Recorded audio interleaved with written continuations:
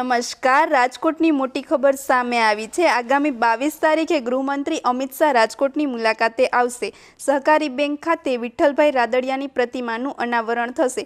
સાથે સાથે બેંકની 66મી સાધારણ સભા યોજાશે. આ સભામાં ખેડૂતો માટે કોઈ મોટી જાહેરાત થવાની શક્યતા છે.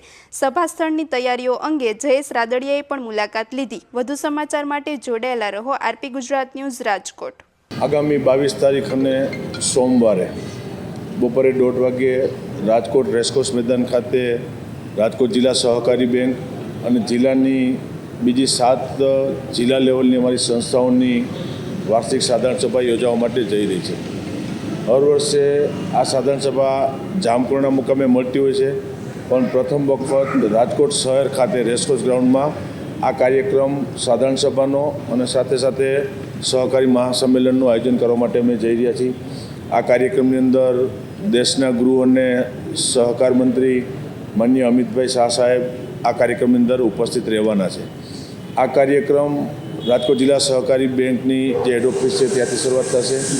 બેંકના 2 એવા મહાપુરુષો કે જેને રાજકોટ જિલ્લાના સહકારી ક્ષેત્રનો પાયો નાખેલો હતો એવા બેંકના પૂર્વ ચેરમેન સ્વર્ગસ્થ વલ્લભભાઈ પટેલ અને મારા પિતાશ્રી વિઠ્ઠલભાઈ રાદડિયાની પ્રતિમા રાજકોટ હેડ ઓફિસ ખાતે મૂકવા માટે જઈએ છીએ. એમનું અનાવરણ માન્ય અમિતભાઈના વરદસ્તે થશે અને ત્યારબાદ રાજકોટ રેસકોર્સ ગ્રાઉન્ડ ખાતે આ સહકારી સંમેલન અને 7 જિલ્લા કક્ષાની સાધારણ સભાની કાર્યવાહી અહીંયા થશે અને ખેડૂત સંમેલનના ભાગરૂપે આખો કાર્યક્રમનું આયોજન કરવામાં આવ્યું છે.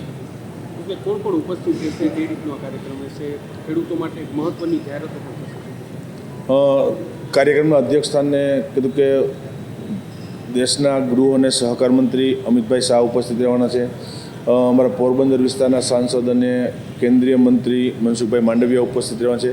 એ ઉપરાંત જિલ્લાના સંસદ સભ્યો, ધારાસભ્યો, સહકારી ક્ષેત્ર સાથે જોડાયેલા આગેવાનો અને ખાસ કરીને સહકારી ક્ષેત્રનો કાર્યક્રમ છે એટલે રાજકોટ અને મોરબી બંને જિલ્લાના અમારી સેવા સહકારી મંડળી, દૂધ મંડળી અને મંડળી સાથે જોડાયેલા ખેડૂત સભાસદો અને પશુપાલકો ઉપસ્થિત રહેશે. ખેડૂતો માટે કઈ સહાય છે?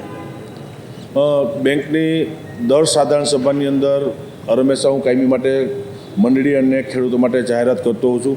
રાજકોટ જિલ્લા સહકારી બેંક એ ભારતની ટોચનું સ્થાન ધરાવતી જિલ્લા સહકારી બેંક છે કે જે હંમેશા ખેડૂતો માટે કામ કરતી આવી છે અને દિવસે દિવસે બેંકના ચેરમેન તરીકે મને ગૌરવ છે કે દિવસે દિવસે આ સહકારી બેંક અને રાજકોટ જિલ્લાનું સહકારી માળખું દિવસે દિવસે મજબૂત બનતું જાય છે. એટલે આ સાધારણ સભાની અંદર પણ ખેડૂતો માટે અને મંડળી માટે એ જાહેરાત ત્યારે હું કરવાનો છું.